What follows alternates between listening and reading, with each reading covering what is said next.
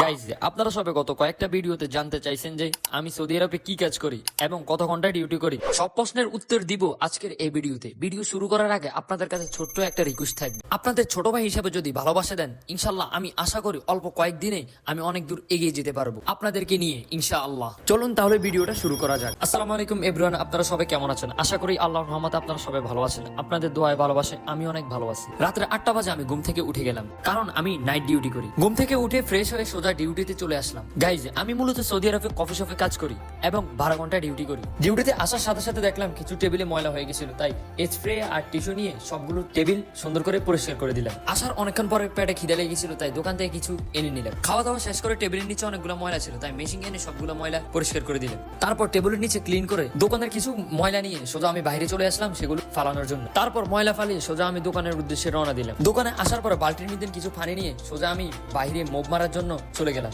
Mop মারা শেষ করে নামাজ পড়তে সোজা চলে আসলাম। তারপর ডিউটি শেষ করে সোজা বাসার উদ্দেশ্যে রওনা দিলাম। আমি বাসায় যেতে যেতে আপনারা সবাই আমার চ্যানেলটা সাবস্ক্রাইব করেন।